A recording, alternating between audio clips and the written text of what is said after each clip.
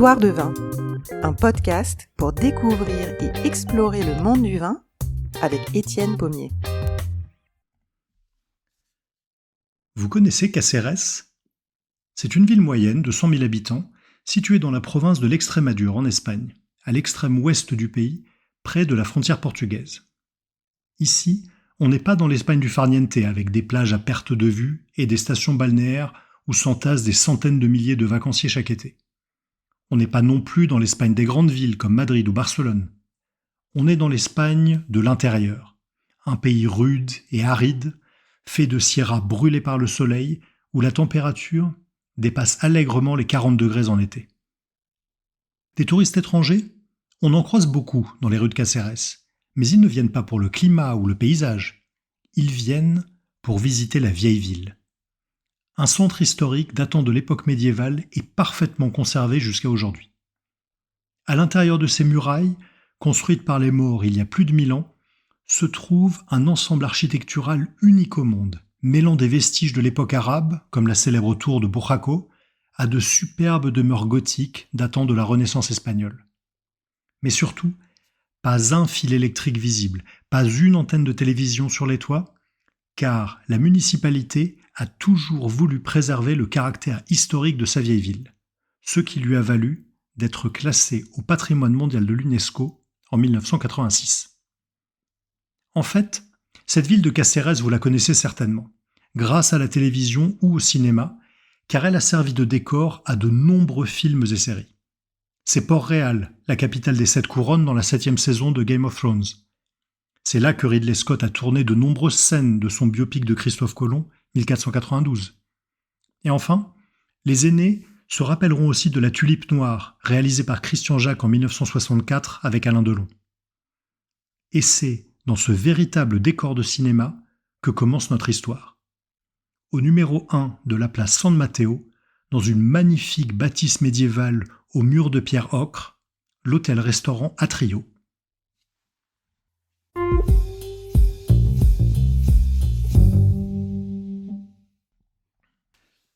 Nous sommes le mardi 26 octobre 2021 en fin d'après-midi, quand un charmant couple de Suisses, Mirka et Constantin Golobic, entrent dans le hall de l'hôtel.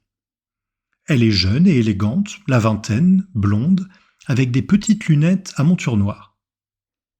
Lui est un peu plus âgé, assez grand et large d'épaules, avec des cheveux bruns coupés courts et des yeux bleu acier. C'est avec un sourire radieux qu'ils sont accueillis par la réceptionniste de l'hôtel pour l'enregistrement. Ils ont réservé la chambre 107 pour la nuit, mais surtout, s'ils ont fait le voyage de 3 heures depuis Madrid, c'est pour le restaurant. La table de l'hôtel, classée 2 étoiles au guide Michelin, est l'une des plus réputées de toute l'Espagne. Le couple se réjouit de revenir, car ce n'est pas la première fois qu'ils viennent dans l'établissement. En effet, ils sont déjà venus goûter la cuisine du chef 2 fois en juin dernier et sont revenus une 3e fois en août pour le menu estival. Ayant fait l'aller-retour depuis Madrid pour une seule nuit, ils voyagent léger et l'homme ne porte en tout et pour tout qu'un sac à dos.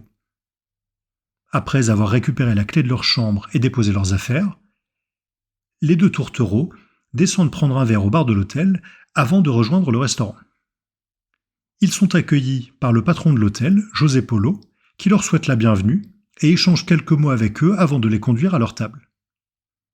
Ce soir, ils ont choisi le menu dégustation, à 14 plats.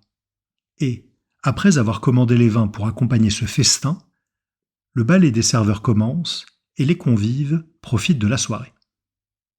À la fin du dîner, vers minuit, le sommelier leur propose de visiter la cave à vin, célèbre dans toute l'Espagne pour ses 45 000 bouteilles. Et après avoir admiré la magnifique collection du restaurant, le couple remonte à sa chambre.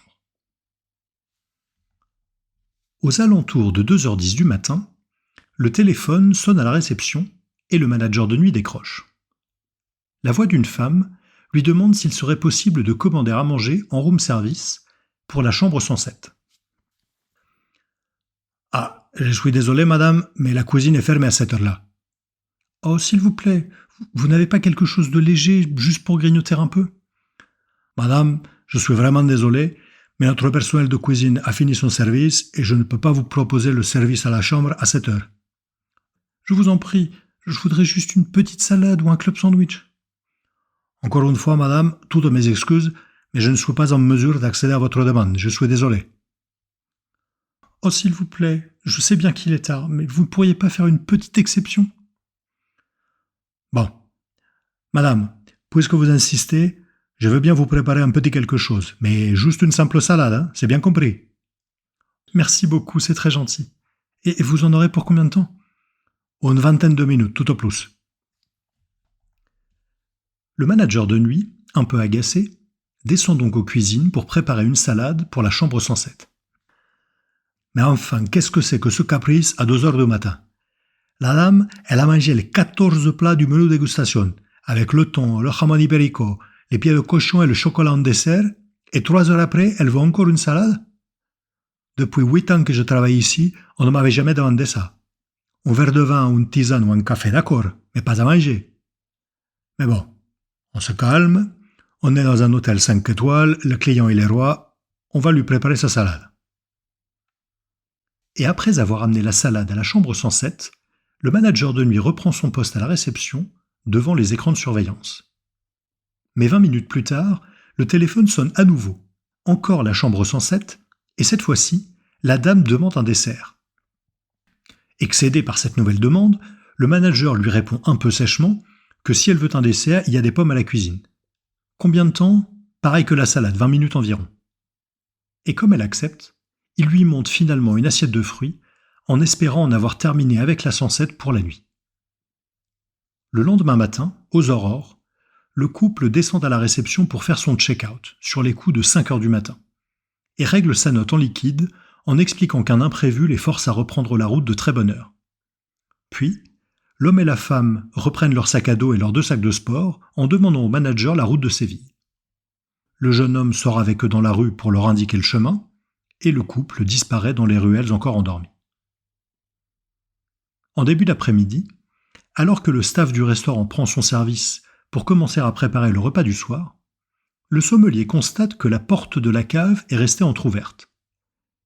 Il monte voir le copropriétaire de l'établissement, Tonio Pérez, en lui demandant s'il a bougé des cartons ce matin. Comprenant tout de suite que quelque chose ne va pas, Pérez descend à la cave. Et il en remonte livide pour aller trouver son compagnon José Polo, à qui il intime de raccrocher immédiatement le téléphone pour le suivre au restaurant. Et quand les 2 hommes arrivent dans la cave, José Polo manque de s'étouffer en voyant les rayonnages vides, quand il réalise qu'on a volé sa plus précieuse bouteille, le joyau de la collection que les 2 hommes ont mis une vie à rassembler, un rarissime Château d'Yquem 1806. Un vestige de l'époque napoléonienne, l'année de la première du concerto pour violon en ré majeur de Beethoven à Vienne. En larmes, les 2 propriétaires dévastés font l'inventaire de la cave, pendant que le staff va appeler la police. En tout, 45 bouteilles ont disparu, dont des très vieux millésimes d'Yquem, 1883, 1884, 91, 99, ou encore 1900 et 1901, ainsi qu'une collection de 38 Montrachet du domaine de la Romanée-Conti, dont des grands formats, pour un total de près d'1 650 000 €.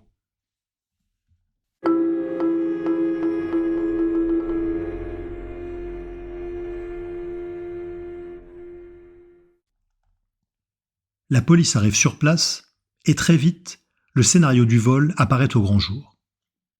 Le coup de fil de la femme chambre 107 pour demander une salade à 2 heures du matin n'était qu'une diversion, pour permettre à son compagnon de descendre à la réception désertée, de subtiliser la clé magnétique et de s'introduire dans la cave pour s'emparer des bouteilles. Mais une fois en bas, le cambrioleur se rend compte qu'il n'a pas la bonne clé, et l'homme devient nerveux. Si on le découvre ici en pleine nuit, il s'en est fait. Il appelle donc sa complice et lui demande de rappeler la réception pour demander un dessert. Et quand le manager accepte d'aller chercher des fruits à la cuisine, l'homme remonte à la réception, s'empare de la master key et file droit à la cave pour faire main basse sur les bouteilles en quelques secondes et vite remonter avant le retour du manager. Une fois revenu à la chambre, son forfait accompli, il cale les bouteilles dans des sacs de sport avec des serviettes et les caméras de sécurité de l'hôtel les montrent tous les deux qui quittent leur chambre vers 5 heures du matin conformément au témoignage du réceptionniste. À bien y réfléchir, quand il est arrivé, l'homme n'avait qu'un sac à dos, alors qu'en partant au petit matin, le couple avait 2 sacs de sport en plus du sac à dos. C'est donc qu'ils avaient préparé leur coup, en amenant les sacs vides pliés dans le sac à dos. Et cette jeune femme, maintenant qu'il y repense, le réceptionniste se dit qu'elle lui avait semblé un peu étrange, ses cheveux notamment. Et si c'était une perruque ? En tous les cas, les bouteilles n'ont certainement pas été choisies au hasard, et l'homme connaissait manifestement bien les lieux, car il n'a pas perdu une seconde à chercher sur les rayonnages les flacons qu'il ciblait. Assez vite, l'hôtel vérifie que les 2 voleurs sont déjà venus 3 fois au cours des 6 derniers mois, et la police comprend que ces visites n'étaient en fait que des repérages. Mais pour les 2 propriétaires, si le vol en lui-même les a choqués, c'est surtout la valeur symbolique des bouteilles, et notamment du Yquem 1806, qui leur brise le cœur. Comme le dit José Polo, d'une voix encore pleine de sanglots, au journaliste venu l'interroger peu après, « Qu'est-ce que l'homme il a créé, qui est encore en vie après 200 ans ? Il n'y a rien d'autre. Ça n'a pas de prix. » Et il se rappelle, les yeux embués de larmes, l'histoire de cette bouteille que les 2 hommes avaient acquis 20 ans plus tôt. C'était le 7 décembre 2000 à Londres, dans une vente aux enchères chez Christie's, lot 264, un rare château d'Yquem du XIXe siècle provenant d'une collection familiale. Polo était ravi d'avoir réussi à remporter la mise pour seulement 6 380 livres sterling, un peu en dessous de l'estimation basse. Le mois suivant, il avait pris l'avion pour Londres et ramené la bouteille avec le reste des lots achetés à la vente. Quelques jours après, en janvier 2001, alors que José Polo est au téléphone avec son assureur, son sommelier vient lui demander s'il peut ranger les bouteilles nouvellement acquises dans des caisses en bois. Le patron lui fait signe que oui, mais quelques minutes plus tard, le sommelier remonte de la cave en s'écriant « C'est pas possible, il y a une bouteille qui s'est cassée !» José Polo devient tout blanc, dit à son assureur qu'il le rappellera, et réalise vite, à la mine déconfite du sommelier, que la bouteille en question, c'était la seule à ne surtout pas casser, le château d'Yquem 1806. En fait, quand le sommelier a voulu sortir la bouteille du carton où elle avait été calée, le goulot, probablement fragilisé par le transport et les manipulations après 2 siècles, lui est resté dans la main. Catastrophé, le restaurateur en larmes appelle un ami négociant qui lui demande aussitôt combien de vin il reste dans la bouteille. Comme la bouteille est restée verticale et que seul le goulot s'est cassé, elle est encore quasiment pleine, et le négociant suggère d'appeler immédiatement le château pour demander conseil. Au téléphone, le personnel d'Yquem lui recommande de transvaser le vin dans une autre bouteille de sauterne, vidée et nettoyée au préalable, de remettre un bouchon et de garder le vin debout, au frais, en attendant de pouvoir l'amener au château. Le lendemain, le restaurateur et son ami prennent la route de Sauternes et déclarent, en sonnant à la porte du château, rouge de honte, « Bonjour, nous sommes les 2 Espagnols avec la bouteille cassée. » Après avoir authentifié le vin et vérifié son état de conservation, Alexandre de Lursalus et son œnologue Sandrine Garbet prennent une bouteille vide dans la cave du château et la re-remplissent avec le 1806 avant d'inscrire à la main sur une nouvelle étiquette « Reconditionné à Yquem le 25 janvier 2021 suite à un accident, le maître de chez Sandrine Garbet. » Tout à la fois ému, reconnaissant et soulagé, Polo racontera qu'il a pleuré encore une bonne partie du chemin de retour.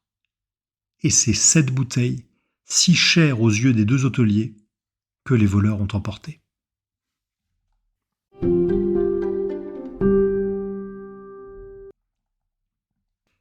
Après le vol, les 2 acolytes, dont on apprend que les passeports suisses sont des faux, se volatilisent et disparaissent dans la nature.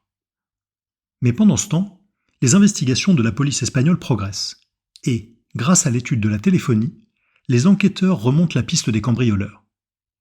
Ils établissent que le numéro de mobile laissé par la jeune femme lors du check-in a reçu un appel dans la nuit du 26 au 27 octobre d'un autre numéro enregistré sous le même nom et géolocalisé lui aussi dans le centre de Caceres. La police scientifique prélève des échantillons d'ADN dans la salle de bain de la chambre 107 et trouve bien 2 ADN, dont l'un, celui de l'homme au sac de sport, apparaît déjà dans les fichiers d'Europol après une arrestation pour vol au Portugal en 2008. Les enquêteurs retrouvent également la voiture qui a permis aux 2 suspects de quitter Cáceres. Et il est désormais clair pour eux que le couple de faux Suisses est, sans aucun doute possible, l'auteur du cambriolage.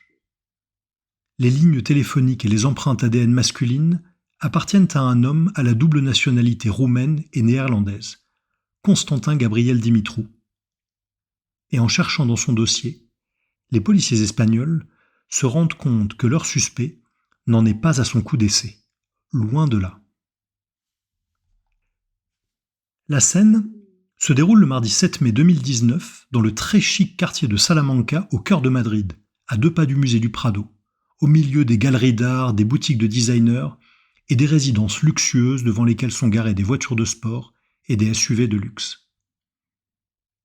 À 3h55 de l'après-midi, un homme grand et séduisant, au faux air de Brad Pitt avec ses yeux bleus, entre chez le caviste Lavinia.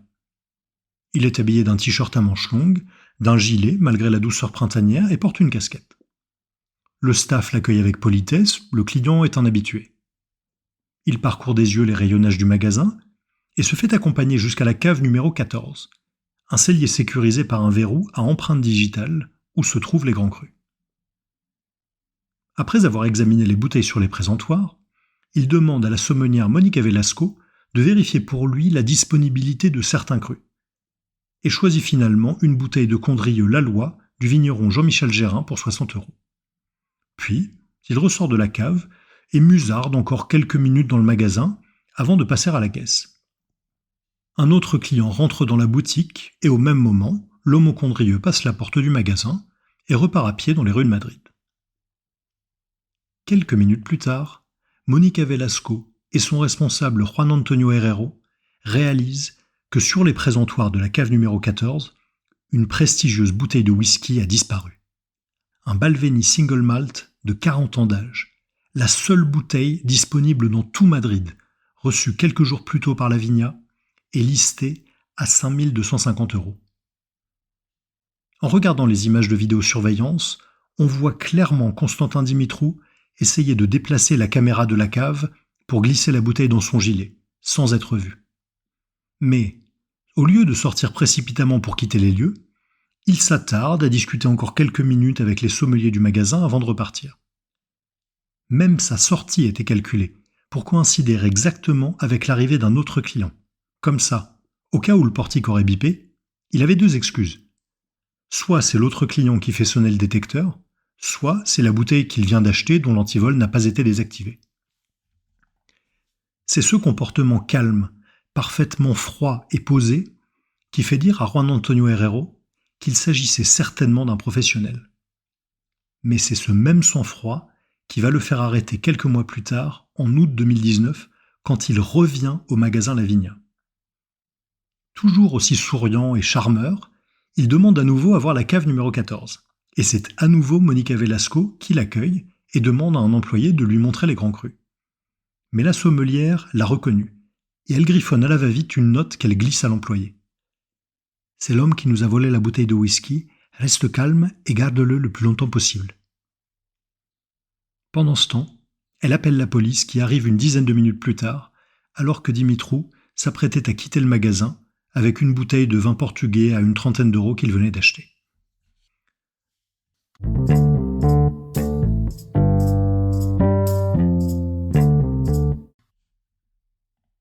Donc, l'homme est un voleur professionnel qui a déjà sévi au Portugal et en Espagne. Et les policiers réalisent qu'il est également recherché par la police suisse pour un vol de 3 bouteilles au duty-free de l'aéroport de Genève et qu'il a même été arrêté à Madrid puis relâché dans une autre affaire de vol une dizaine de jours seulement avant le casse de la Trio. 2 bouteilles de Romanée Conti pour plus de 40 000 €, le même domaine qu'il ciblera 2 semaines plus tard à Cáceres. Et cette fois-ci, les témoins parlent également d'une jeune femme d'origine latine. Alors qui est la femme qui l'accompagnait ? Elle se prénomme Priscila Lara Guevara. C'est une jeune Mexicaine de 29 ans qui a connu sa petite heure de gloire dans son pays natal pour avoir participé en 2016 au concours de beauté provincial pour devenir Miss Mexique. L'année suivante, elle vient à Barcelone pour étudier les arts dramatiques et devenir actrice, et rencontre sur la plage un jeune laveur de carreaux du nom de Constantin Dimitrou. Finalement, après une cavale de près d'1 an à travers l'Europe, ils sont arrêtés tous les deux par la police croate le 18 juillet 2022 au poste frontière de Karasovici alors qu'ils essayaient d'entrer au Monténégro. Ils sont immédiatement extradés et arrivent à Madrid sous bonne escorte le 3 août 2022. Les policiers les interrogent et s'emparent de leur téléphone où ils découvrent des conversations entre Dimitrou et un de ses contacts, à qui il explique avoir du mal à cacher les bouteilles et qui se demande s'il ne va pas juste les échanger contre un SUV Mercedes.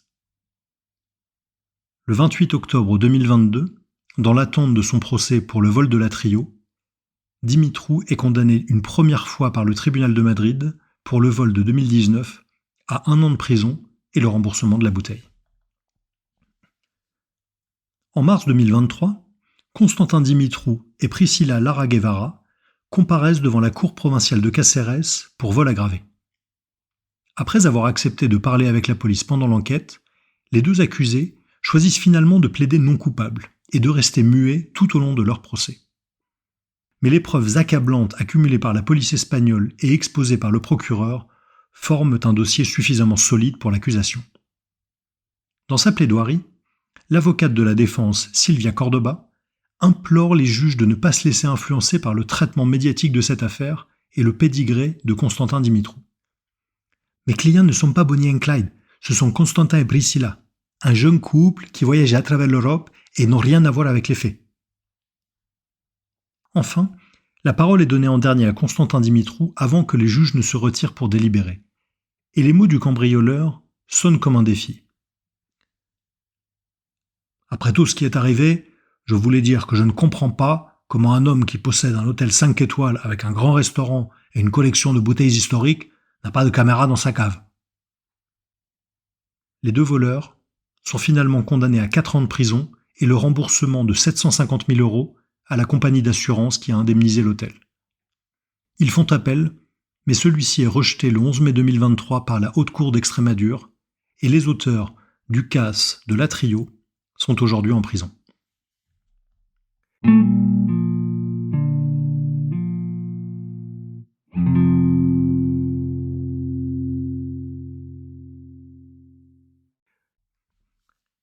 L'affaire est terminée. Les restaurateurs ont été indemnisés et les voleurs arrêtés, jugés et mis en prison. Mais si vous avez bien suivi, il reste encore un mystère. Où sont donc passées les bouteilles ? Quand Guevara et Dimitrou ont été arrêtés en Croatie, ils n'avaient pas les bouteilles avec eux. Et l'appartement qu'ils louaient à Madrid avant de le quitter précipitamment début novembre était vide. Malgré de nombreux interrogatoires, ni la police ni les juges n'ont réussi à leur faire avouer le destin des bouteilles. Tout au plus, Dimitrou a-t-il bien voulu déclarer avoir vendu quelques bouteilles à un collectionneur russe, mais pas le château d'Yquem 1806. C'est mon assurance vie, mon plan de retraite, aurait-il dit aux policiers. Mais pour José Polo et Tonio Pérez, les deux propriétaires de la Trio, on est en partie passé à côté du vrai coupable. Dans une interview accordée au journaliste anglais du Guardian, Sam Jones, publiée le 20 mai 2023, José Polo déclarait « Dès le début, j'étais sûr qu'ils avaient été engagés par quelqu'un pour voler cette bouteille. Les plus à craindre, ce sont ceux qui les ont engagés. S'ils ne disent rien en prison, je pense que ça montrera que j'ai raison. Alors que s'ils parlent et disent où sont les bouteilles, ils pourront bénéficier d'une remise de peine et j'aurai eu tort. » À ce jour, les deux coupables n'ont fait aucune révélation et ils purgent leur peine dans une prison espagnole. Ce qui est sûr, c'est que la désormais célébrissime bouteille d'Yquem 1806 est absolument invendable sur le marché légitime. Et j'espère que le moindre collectionneur, marchand ou courtier qui entendrait un jour parler de cette bouteille alerterait immédiatement les autorités. Avec l'augmentation exponentielle du prix des vins sur le marché parallèle, le vol de bouteilles dans les collections particulières et les caves de restaurants a beaucoup augmenté ces dernières années. Et rien qu'en Espagne, une autre affaire a défrayé la chronique en 2022 avec le vol dans la cave du restaurant Coquet à Madrid d'une centaine de bouteilles de Grand Cru pour une valeur totale de 150 000 €. En France, et ici même en Haute-Savoie, c'est le restaurateur Jean Sulpice, propriétaire de l'auberge du Père Bise à Talloires, qui avait été victime d'un gang de malfrats qui avait fracturé sa cave dans la nuit du 6 au 7 février 2018, emportant avec eux 250 bouteilles de grand vin avant de s'attaquer à d'autres établissements. Heureusement, les bouteilles avaient pu être retrouvées par les gendarmes et les auteurs condamnés à des peines de prison par le tribunal d'Annecy le 31 mai 2022. Malheureusement pour José Polo et Tonio Pérez, leurs bouteilles à eux n'ont jamais refait surface. Mais ils ont pu se consoler en partie avec l'accomplissement du rêve de toute une vie en 2023, quand ils ont obtenu pour La Trio une 3e étoile au guide Michelin. Philosophe, José Polo dit aujourd'hui qu'il est passé à autre chose et mesure le chemin parcouru. Nous avons réalisé le rêve de notre vie. Si vous me demandez si je préfère les 3 étoiles ou la bouteille, putain, je sais pas. Mais au moins, aujourd'hui, on a les 3 étoiles et l'histoire de la bouteille.